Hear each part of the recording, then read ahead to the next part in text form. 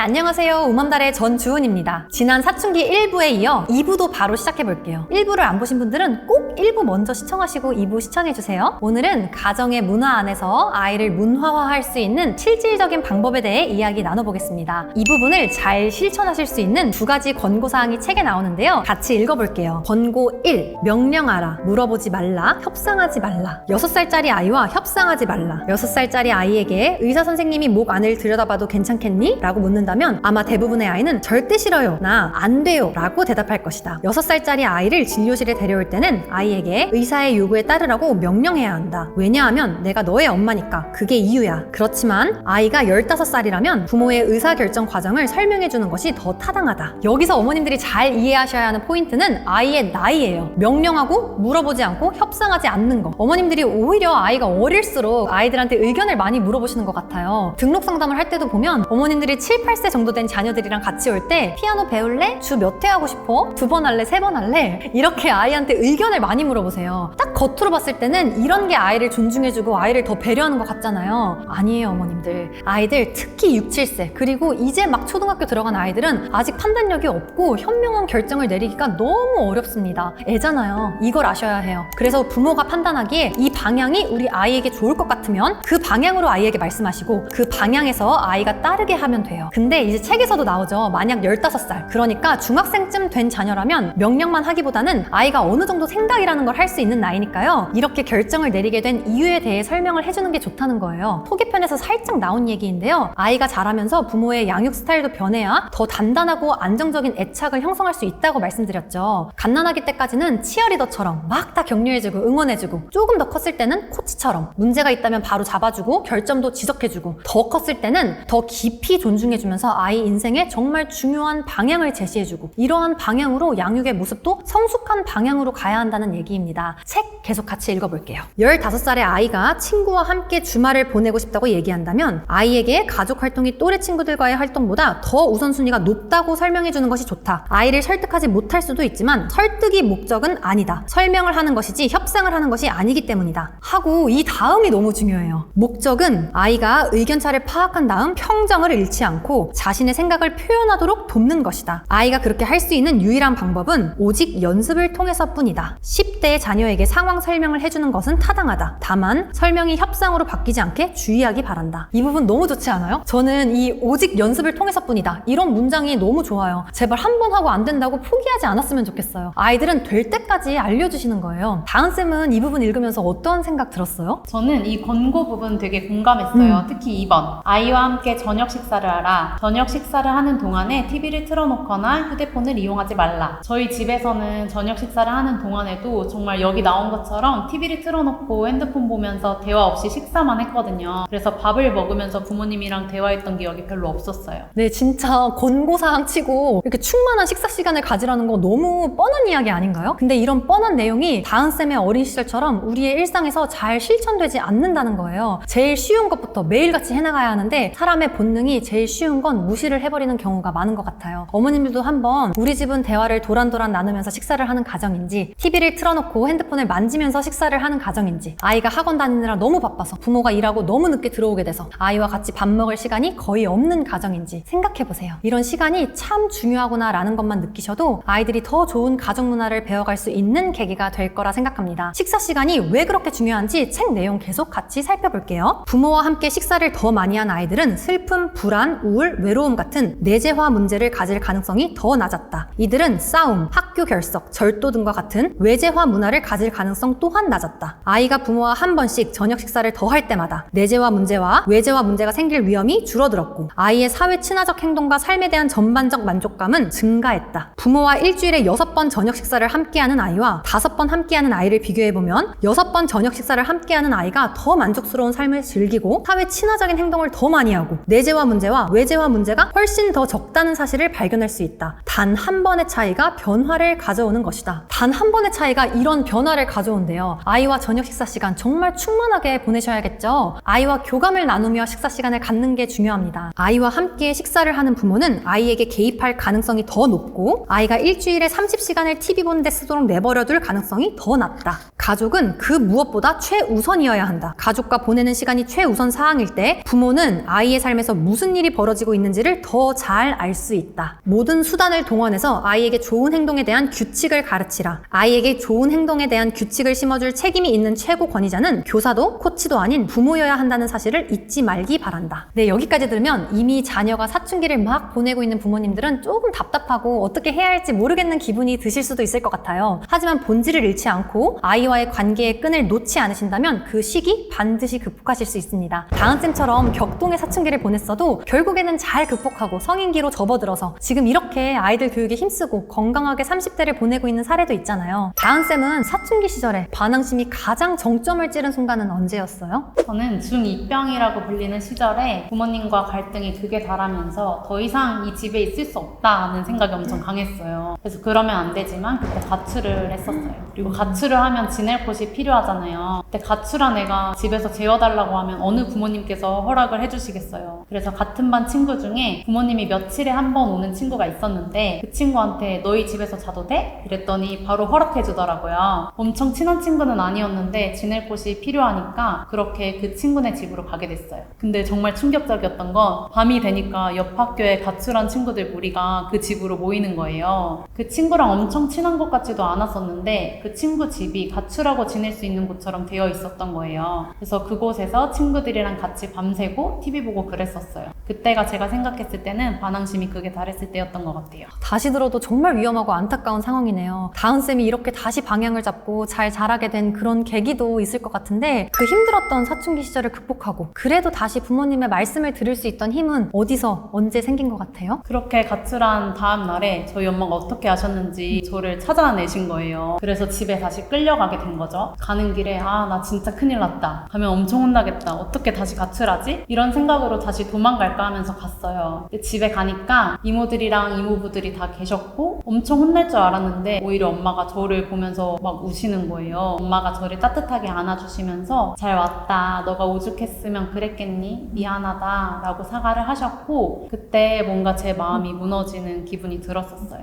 그리고 저도 엄마랑 같이 막 울었거든요. 제가 생각한 거랑 너무 다른 그림이었고 아직도 그때가 되게 생생하게 기억이 나요. 그날부터 제 마음이 녹기 시작했던 것 같아요. 그때는 그냥 마음에 뭔가 무너져 내리는 기분이었었는데 돌아보면 신기하게 그때부터 반항심도 줄었고 부모님 권위 안으로 많이 들어갔던 것 같아요. 만약에 엄마가 제 예상대로 저를 막 혼내셨으면 저는 아마 더 삐뚤어졌을 것 같아요. 역시 우리 가족은 그렇지 이렇게 생각하고 더 완고해졌을 것 같은데 오히려 그 상황에서 사과를 하시니까 되게 충격을 받았었고 나한테도 언제나 돌아올 수 있는 곳이 있구나. 우리 가족은 항상 나를 기다려주는구나 라는 생각이 그냥 마음속에 자연스럽게 들었던 것 같아요.